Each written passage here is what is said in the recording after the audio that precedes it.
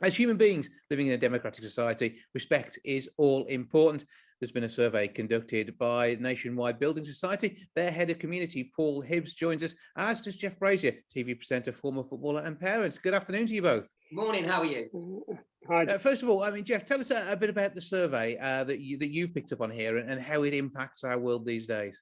Yeah, the survey's been done basically over 1,000 parents, 1,000 children as well, in terms of respect around football. And, with parents submitting that they feel like kids need to learn respect from a young age, and that actually football is a perfect environment for them to be able to learn to do so.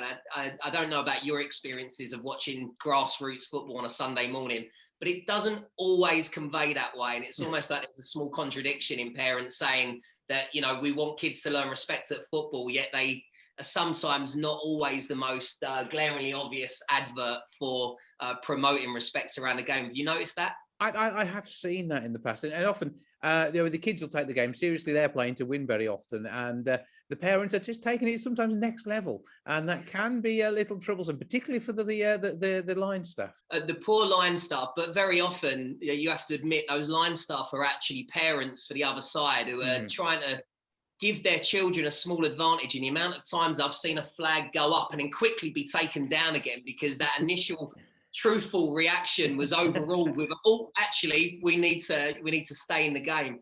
There's actually nothing worse than that. So I think first and foremost, parents around football and around our kids' football, we need to be more honest and we need to not cheat to gain advantage.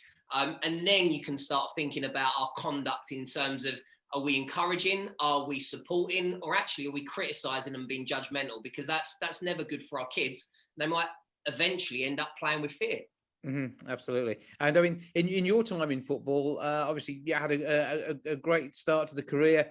And what was it like for you? And do you think it's changed these days? No, it's not changed at all. Actually, do you know what, I say that? So I was in the early years. My stepdad was my manager a lot of the time, and there was a lot. Basically, every game he was nailed on, he was going to get into some sort of argument with someone, and it got a little bit embarrassing. And it's almost like, am I here to play football and develop myself, or am I here to listen to you argue and worry about what's going to happen off the back of that? So we've had these conversations in adult life now, and it's interesting because his perspective, which will be mirrored by a lot of other parents, was he didn't want to give me a day off, as it were. He wanted to make sure that the pressure was always there because he didn't want me to get sloppy and too relaxed. And what I kind of offered to him in response to that was just that you do promote a fear of failure. Whereas, my mindset was about avoiding mistakes and pleasing him rather than actually developing myself and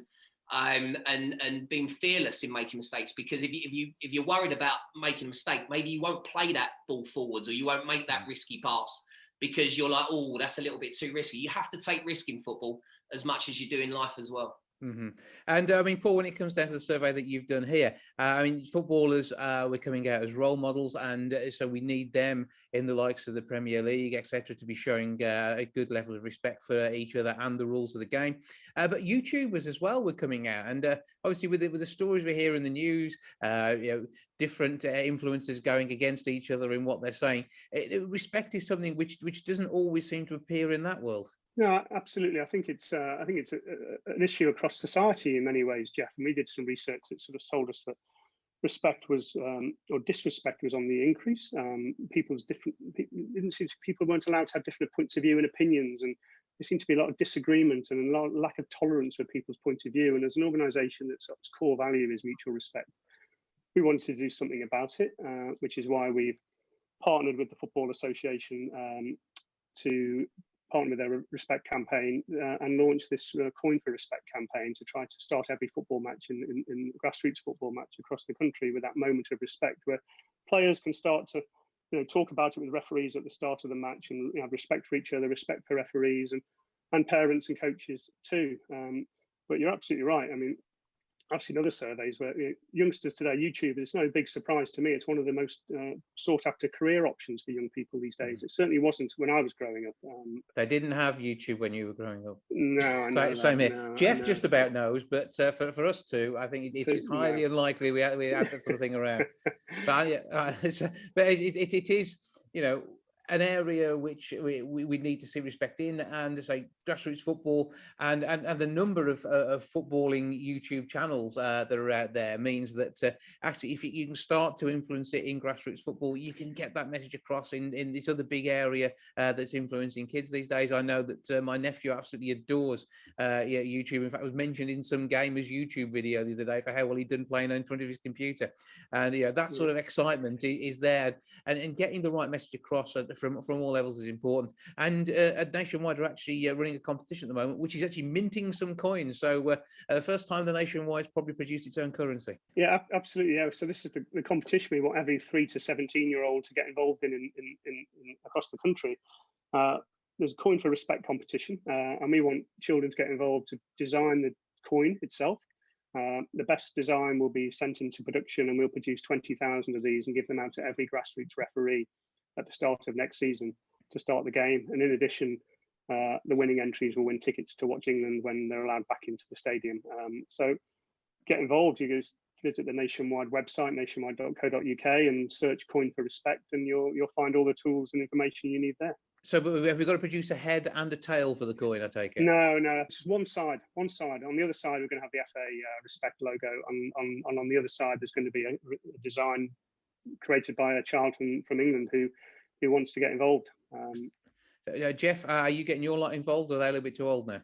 They're not playing football, either of them, but I'm regularly playing five-a-side. And I will tell you, Jace, I had a game against some really chirpy 17-year-olds in the week, and they were not being very respectful, but experience won through on the night. So I always think that being involved in that as a coach, as a someone who's like turning up to playing vets game, I think it's of paramount importance, because you never know who's watching. We're always setting an example, and kids ultimately follow our lead as opposed to listening to what we say. So it's always really important. Absolutely, yeah. Lead by example, which is always the best way of doing it. We want to see that within top level football. With the FA involved, they are making sure that they are getting that message across. Working with Nationwide, and the info that's come out from this survey is obviously another fantastic way of doing it. And Nationwide, you've been so involved in football for so many years, and it's all about getting the right understanding of how the game works, and as you say, playing by the rules. Playing by getting respect and sharing that. You give and receive in the same way, then the world will be a happy place, and we'll see that the right sort of people growing up to go on to life and all the areas that they go into. So, I mean, Paul, give us all those details again on the competition and where we go to. Yes, Jason, it's nationwide.co.uk. Search Coin for Respect, and you'll find all the information you need there.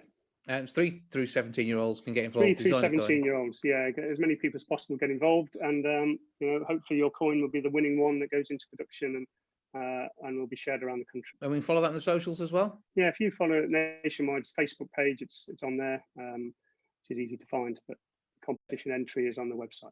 Brilliant. And Jeff, where can we find you on the socials these days? And will you be posting more pictures from your disrespectful 17-year-old's football match?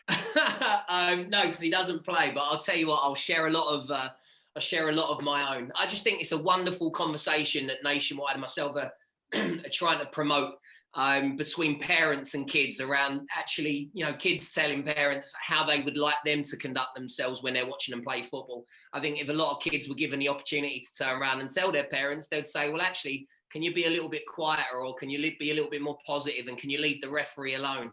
And ultimately, it is something that they're doing for fun and enjoyment as much as the parent would like them to turn professional. So it really matters what our kids want us to conduct ourselves like, more so than it does what we really get out of the experience, because we're just there to support. Yeah, absolutely. You're not just thinking about the potential retirement fund that you kids signing for Wolves or one of the other Premier League teams can make a massive difference to your life later on. So you're not. So yeah, you're all right. But yeah, there's always that hope. However, we can also win the lottery too. And if we do, either way, the cash goes into the Nationwide. Get yourself involved in this coin competition, and it's all good. Let's have respect as we go along. Jeff Brazier, TV presenter, former footballer and parent, and Paul Hibbs, head of community at Nationwide Building Society. Thank you both for joining us. Thank you very much. Thanks, Jason.